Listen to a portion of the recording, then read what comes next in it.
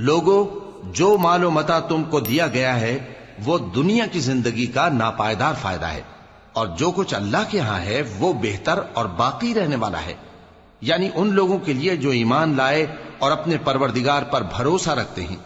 اور جو بڑے بڑے گناہوں اور بے حیائی کے کاموں سے پرہیز کرتے ہیں، اور جب غصہ آتا ہے تو معاف کر دیتے ہیں، اور جو اپنے پروردگار کا فرمان قبول کرتے ہیں اور نماز پڑھتے ہیں اور اپنے کام آپس کے مشورے سے کرتے ہیں، اور جو مال ہم نے ان کو عطا فرمایا ہے اس میں سے خرچ کرتی ہیں، اور جو ایسے ہیں کہ جب ان پر ظلم و زیادتی ہو تو مناسب طریقے سے بدلہ بھی لیتی ہیں، اور برائی کا بدلہ تو اسی طرح کی برائی ہے، مگر جو درگزر کرے اور معاملے کو درست کر دے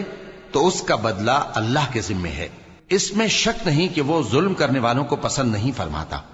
اور جس پر ظلم ہوا ہو اگر وہ اس کے بعد انتقام لے لے تو ایسے لوگوں پر کچھ الزام نہیں۔ الزام تو ان لوگوں پر ہے جو لوگوں پر ظلم کرتے ہیں اور ملک میں ناحق فساد پھیلاتے ہیں، یہی لوگ ہیں جن کو تکلیف دینے والا عذاب ہوگا، اور جو صبر کرے اور قصور معاف کر دے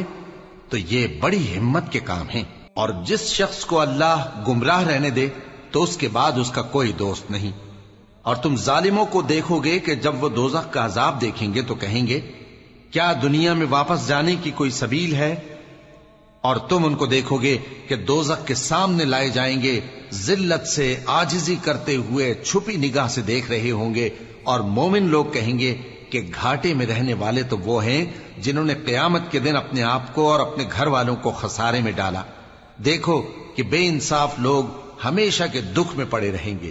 اور اللہ کے سوا ان کے کوئی دوست نہ ہوں گے کہ اللہ کے سوا ان کو مدد دے سکیں، اور جس کو اللہ گمراہ رہنے دے اس کے لیے ہدایت کا کوئی رستہ نہیں۔ ان سے کہہ دو کہ قبل اس کے کہ وہ دن جو ٹلے گا نہیں اللہ کی طرف سے آ موجود ہو، اپنے پروردگار کا حکم قبول کر لو۔ اس دن تمہارے لیے نہ کوئی جائے پناہ ہوگی اور نہ تم سے گناہوں کا انکار ہی بن پڑے گا۔ پھر اگر یہ منہ پھیر لیں تو ہم نے تم کو ان پر نگہبان بنا کر نہیں بھیجا، تمہارا کام تو صرف احکام کا پہنچا دینا ہے، اور جب ہم انسان